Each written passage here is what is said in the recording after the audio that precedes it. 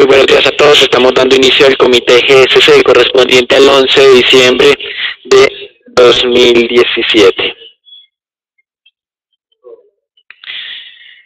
Datos económicos para la jornada.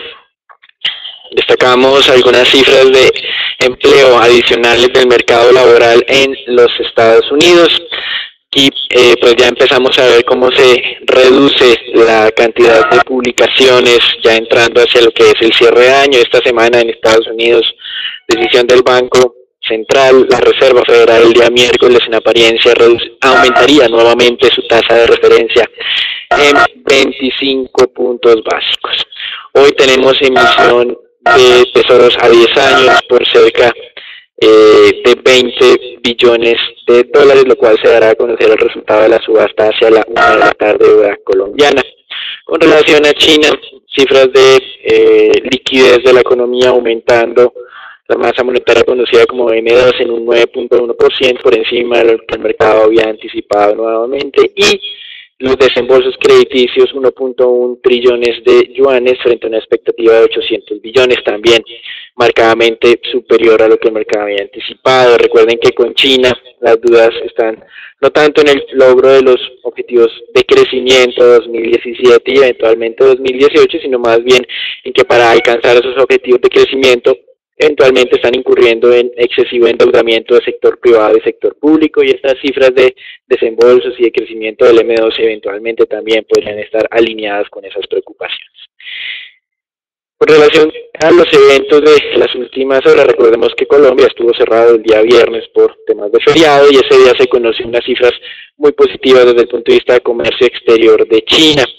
Las exportaciones crecieron cerca de un 12% frente a una expectativa de 5%, y las importaciones crecieron casi 18% frente a una expectativa del 11%. A pesar de que las importaciones crecieron sustancialmente más que las exportaciones, el superávit comercial ha vuelto a aumentar a niveles de 40 billones de dólares, y esto obviamente, como hemos mencionado en numerosas ocasiones, incrementa la retórica anticomercio de la administración de Donald Trump en los Estados Unidos. Con relación a estos temas comerciales, el ejemplo lo está dando Japón y la Unión Europea. En julio de este año habían alcanzado ya un acuerdo en términos comerciales. Todo el papeleo se efectuó durante estos últimos meses y ya se tiene el acuerdo legal como tal para dar vía libre a ese acuerdo de libre comercio que comprende cerca del 30% del PIB mundial. Con relación a Japón, el crecimiento o la revisión de crecimiento del tercer trimestre del año sorprendió a todos al alza, 2.5% frente a una expectativa que tenía el mercado de que pasara del 1.4 al 1.5. Entonces, la noticia en este tema de crecimiento en Japón fue muy positiva. La gente está valorando de manera favorable las políticas implementadas por Shinzo Abe desde que pues ha venido siendo el primer ministro. Con esto se acumulan ya cerca de 2 años de crecimiento positivo de la economía japonesa, tal vez el rally más largo desde 1994, es decir, estamos hablando desde hace más de 20 años. En Europa, anuncios muy relevantes en lo que tiene que ver con las negociaciones del Brexit. El jueves pasado parece que no había habido avances teniendo en cuenta la discusión de lo que era la frontera entre Irlanda e Irlanda del Norte. Irlanda se mantendría miembro de la Unión Europea, mientras que Irlanda del Norte, miembro del Reino Unido, se saldría obviamente por las votaciones del Brexit, y esta frontera entonces estaba generando algo de incertidumbre entre lo que serían las normas que se iban a tener entre estos dos países. Pues bien, Theresa May aceptó que no va a tener restricciones fuertes en esa frontera entre Irlanda del Norte e Irlanda, y esto es una solicitud que le hicieron los miembros de la Unión Europea que ella aceptó. También aceptó pues este pago o esa indemnización por su salida de la Unión Europea en cerca de 45 billones de euros, y reconocería entonces el Reino Unido el estatus que tienen los actuales ciudadanos de la Unión Europea dentro del Reino Unido que han venido laborando en este país, y no tendría ningún tipo de modificación en los próximos años. Por lo tanto, todas estas solicitudes que le hicieron los países de la Unión Europea fueron aceptadas por Theresa May. Lo interesante acá es que primero está generando inconformismo dentro de las filas del Partido Conservador, y dentro de quienes habían apoyado el tema del Brexit, pues solicitaban tener autonomía en temas de manejos inmigratorios, algo que no lo están logrando de manera amplia. Y pues el tema finalizó entonces con declaraciones del ministro de Economía británico diciendo que textualmente que no todo está acordado hasta que todo esté acordado. Esto ya estamos acostumbrados a escucharlo en Colombia, como una forma de decir que hasta que no se tenga el último punto en este acuerdo, pues el Reino Unido no va a pagar un solo euro a la Unión Europea, y vamos a ver pues qué ocurre de aquí en adelante. Este destrabe de la semana pasada ha generado impactos positivos en el mercado accionario en las últimas 2 jornadas, por lo menos en lo que respecta al índice FTSE de Londres. A pesar de estos avances, las compañías, y especialmente las financieras, avanzan entonces en sus planes de contingencia. Dicen que el tiempo, o que esa pérdida de 8 meses en poder dar inicio a las negociaciones de comercio entre el Reino Unido y la Unión Europea, pues hace aconsejable implementar contingencias. Recuerden que esta salida del Reino Unido se va a presentar a partir de marzo de 2019, y pues ya también se ha conocido que va a haber un periodo de transición, o que se solicitó tener un periodo de transición por parte del Reino Unido a la Unión Europea de cerca de 2 años. Aquí hay elementos adicionales que pueden estar forzando algunas jornadas un poco duras de negociación, y es el interés de los europeos de que mientras Reino Unido haga parte o tenga los beneficios comerciales con la Unión Europea como tal, debe pagar también los presupuestos o las solicitudes de aportes de presupuestos en casos especiales, y esto lo veremos más adelante. Es decir, que si llegara a haber alguna solicitud de salvamento de algún país en específico, en teoría el Reino Unido tendría que colaborar, y por lo tanto ese valor de 45 billones de euros de divorcio, como se ha mencionado, podría ser superior.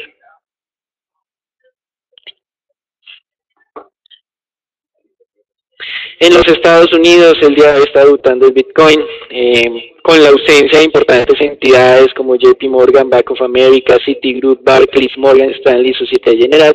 Sin embargo, Goldman Sachs y ABN AMRO sí están atendiendo a algunos clientes específicos en ese tema de los futuros de esta criptomoneda.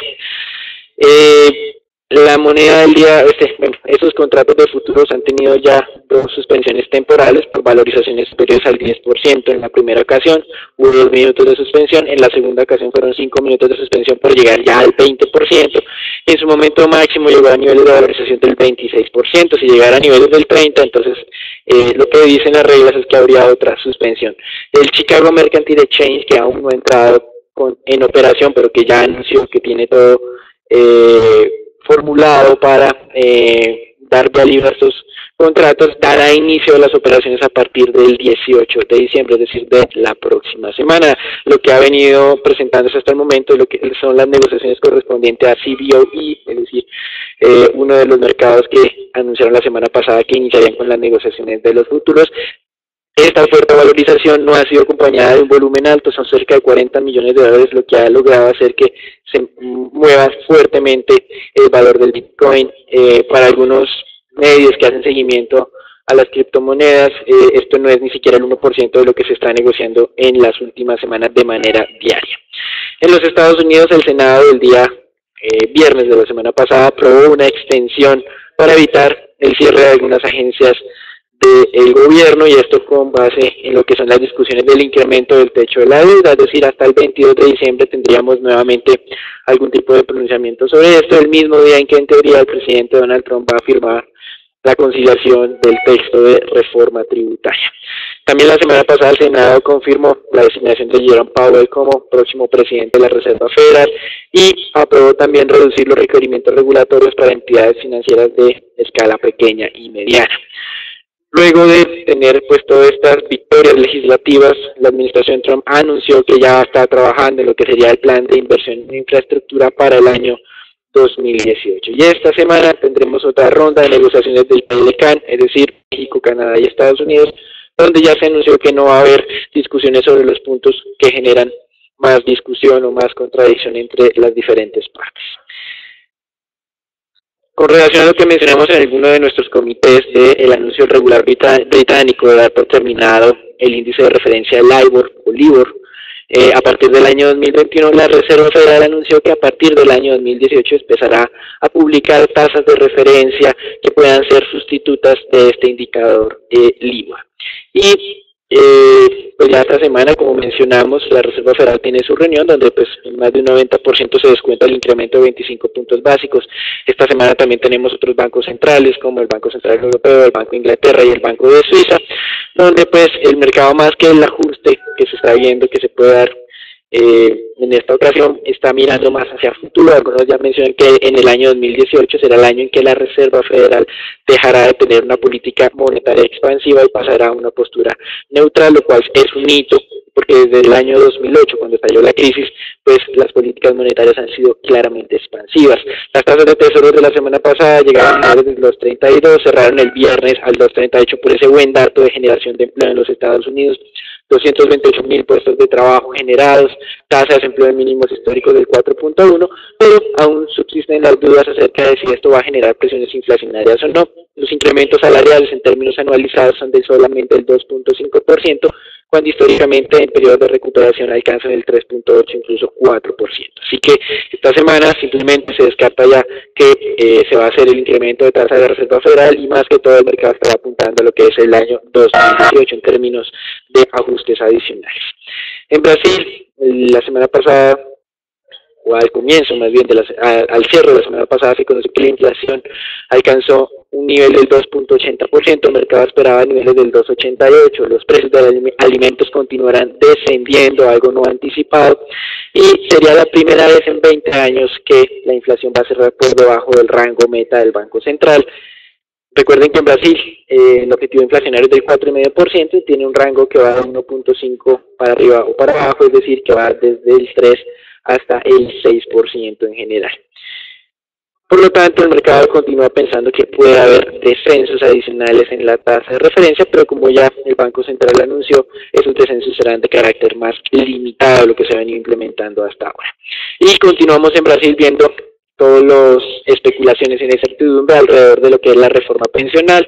En los días en que se piensa o se percibe avances en lo que sería la aprobación de la misma, el mercado accionario se valoriza incluso a niveles del 2-3%, pero cuando se dilata el momento de la votación o se pospone, como ya se ha mencionado que ahora sería hasta el 18 de diciembre, ese día de la votación de reforma pensional en Brasil, pues el mercado accionario entonces retrocede lo mismo que ha ganado recientemente. Con relación a América Latina, también destacar que este domingo tenemos elecciones en Chile, donde hay un alto riesgo de que sea elegido el candidato oficialista como próximo presidente de Chile, algo que el mercado pues no ve con tan buenos ojos. Y en Perú crece la presión en contra de Pedro Pablo Kuczynski, debido a unos contratos de asesoría que realizó o efectuó cuando era independiente, no era ministro de ningún gobierno, y esos contratos, esas asesorías se los estaba dando a Odebrecht. Entonces continuamos viendo un ambiente político enrarecido en este país, teniendo la oposición en cabeza de Keiko Fujimori presionando de manera muy fuerte a la administración de Kuczynski. Y en Venezuela, unos resultados electorales de alcaldes muestran la manipulación de estas elecciones y también pues una victoria entonces nuevamente holgada para lo que es el chavismo. Cerca de 300 de las 335 alcaldías que estaban siendo o que estaban en proceso de elección fueron adjudicadas al chavismo, madurismo, como se quiera entender. Adicionalmente, hubo nuevamente diferencias al interior de la coalición de oposición. Algunos partidos se presentaron a las elecciones, varios no. Y pues aquí el momento fue aprovechado por Maduro y su asamblea constituyente para decir que aquellos partidos que no hayan participado en las elecciones de las alcaldías no pueden presentarse en las elecciones presidenciales del año 2018, y en esto un intento para tener el cerrojo y tener su reelección nuevamente a pesar de los desastrosos resultados de carácter económico. La oposición en Venezuela, en conjunto con algunos economistas, calculan que la inflación corrido a noviembre de este año ya está en el 1.369%, es decir, 14 veces frente a lo que fue el cierre del año 2016. Con relación a Venezuela, las exportaciones petroleras han caído más del 36%, han caído un 36% en términos de envíos de crudo a los Estados Unidos. Entre noviembre y octubre la diferencia es de un 12%, solamente 475.000 barriles día. Recuerden que en octubre la producción petrolera de Venezuela alcanzó un mínimo de la última década en solo cerca de 1.8, 1.9 millones de barriles día, cuando hace cerca de 10 años eran de 3.4 millones de barriles. El nuevo presidente de PDVSA anunció que estaba sentado con los socios de la compañía petrolera en Venezuela, entre ellos Chevron y Repsol, para ver cómo iban a impulsar la producción en los próximos años. Y en este tema del PDVSA, los bonos que no habían pagado sus cupones y capital en el año 2017, aparentemente empezaron a hacer el pago retrasado de los mismos, pero de todas maneras, como ya hemos mencionado, varias calificadoras de riesgo pues, ya han asignado el término de default a la deuda de PDVSA. Hasta aquí lo que es el reporte internacional. Vamos a entrar al informe Colombia, donde el viernes pasado publicaron las minutas de la última reunión del Banco de la República. En nuestro concepto, lo más destacado tiene que ver con las referencias a el débil crecimiento. De hecho, hay una advertencia muy interesante del equipo técnico del Banco de la República, donde mencionan que el cuarto trimestre, por lo menos los datos preliminares de cuarto trimestre, muestran un crecimiento incluso menor que el que se presentó en el tercer trimestre del año. Es decir, que difícilmente se va a alcanzar nuestro pronóstico de crecimiento de 1.7%, pues ese pronóstico partía de la base de un crecimiento del cuarto trimestre de niveles del 2.4%.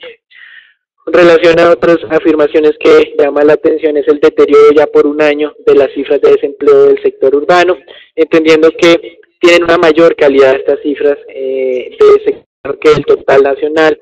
Pues las cifras del sector rural pues dependen mucho como del autoabastecimiento y muestran en cierta medida una imagen un poco distorsionada. Con relación a los riesgos que ha identificado el Banco de la República, dice que se están materializando nuevamente riesgos a la baja en su pronóstico de crecimiento, que ya es de por sí bajo 1.6%, y por eso creemos que pues, la visión de el staff técnico de la entidad es, desde el punto de vista económico, negativo. Algo que podría hacer pensar a los miembros de la Junta es no reducir nuevamente la tasa de referencia en la reunión del mes de diciembre que se tiene esta semana, sería el incremento en las diferentes métricas de inflación básica. En promedio, estos indicadores aumentaron 4 puntos básicos frente a lo que fue el cierre de octubre. Otro elemento que podría impedir una nueva reducción es, pues, en cierta medida, el corto espacio de tiempo que se tuvo entre la última reunión, que fue a cierre del mes de noviembre, y la que tenemos a mediados del mes de diciembre, que es pues, obviamente esta semana. Sin embargo, en GSC, pues y teniendo en cuenta pues, los dos últimos meses donde esperábamos estabilidad en la tasa y el banco lo que decidió fue por mayoría reducirla, pues consideramos que no hay desde el punto de vista un cambio sustancial en lo que es el mapa hacia mediano y largo plazo, y que si en las últimas dos reuniones decidieron reducir la tasa, lo más probable es que por mayoría nuevamente decidan hacerlo nuevamente en el mes de diciembre para dejar la tasa de referencia en el 4,5%.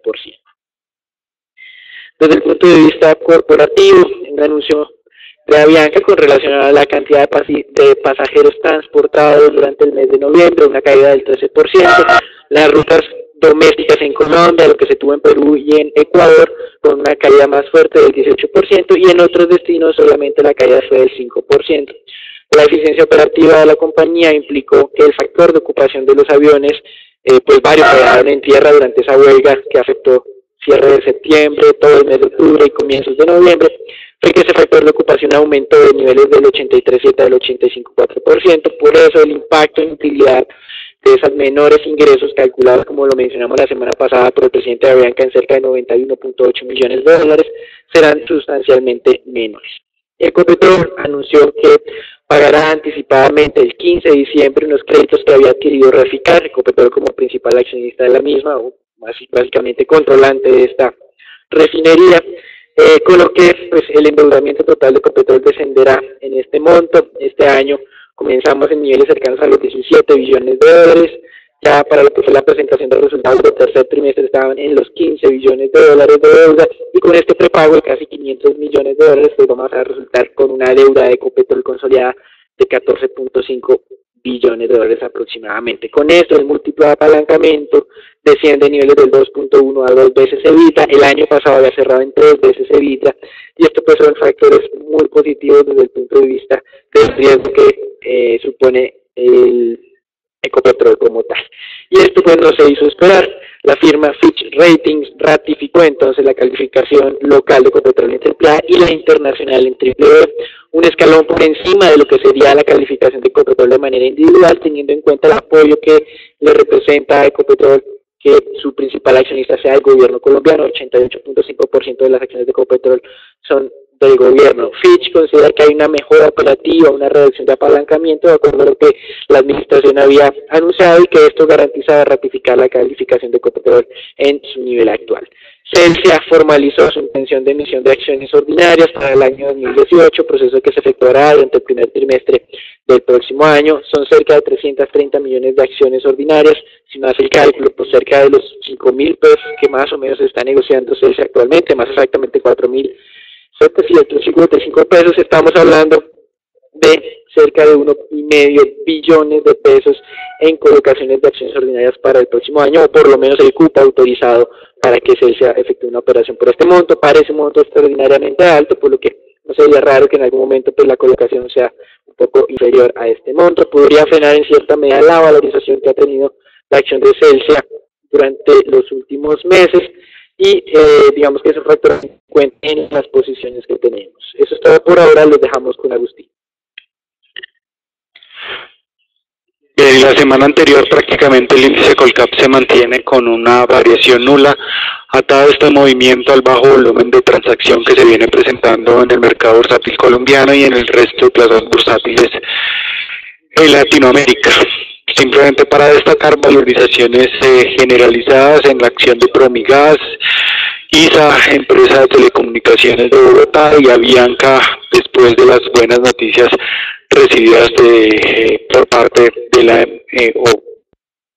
que vienen de la demanda procedente en Estados Unidos. También Celsia, pues ese anuncio de colocación pues genera una valorización del 2.15%, como lo mencionó Daniel anteriormente. Y en el lado negativo continúan presentándose descensos generalizados en las acciones del sector financiero. Podemos ahí ver a Bianca perdiendo Davivienda perdiendo 1.39%, Bancolombia y Grupo Val perdiendo casi un 2%.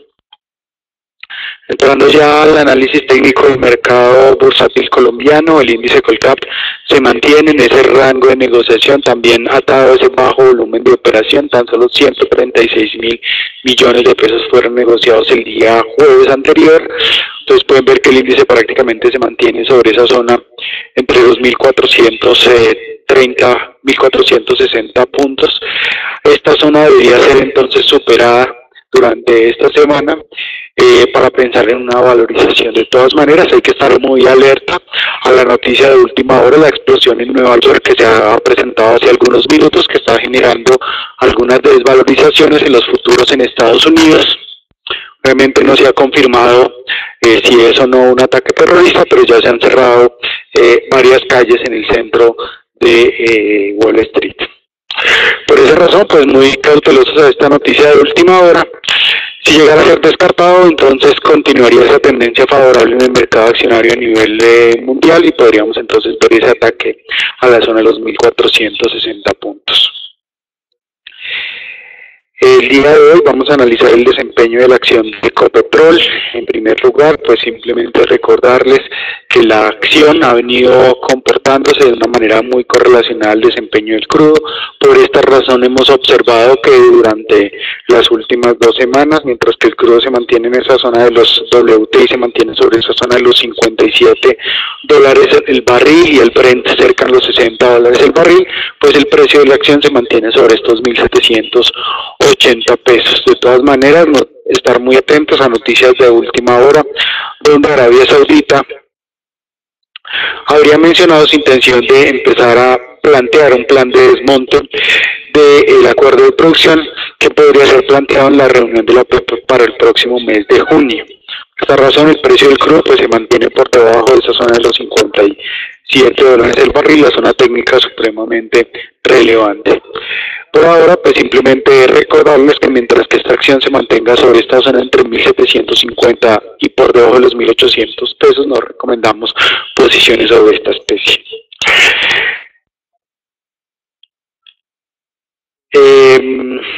Siguiendo con el análisis de las acciones, pues simplemente recordarles que la acción de Celsia ha venido presentando una valorización bien interesante desde el pasado mes de noviembre. Ustedes pueden ver aquí como la especie ha presentado una valorización de más de un 4%.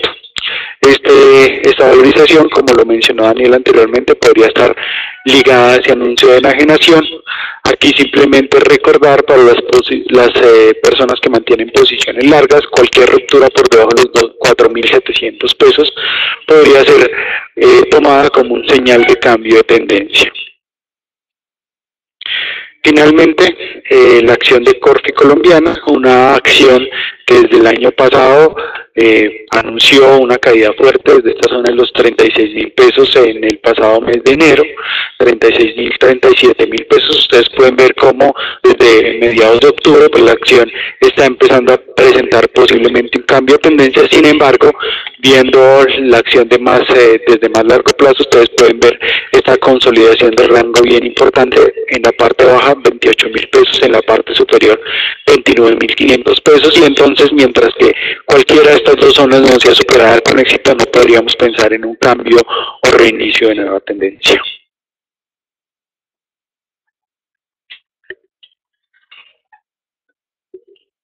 Muchas gracias, Agustín. Recuerden entonces esta semana reuniones de la Reserva Federal, del Banco Central Europeo, del Banco de Inglaterra, del Banco de Suiza y del Banco Central de Colombia. Eso es todo por ahora. Esperamos que tengan una buena jornada.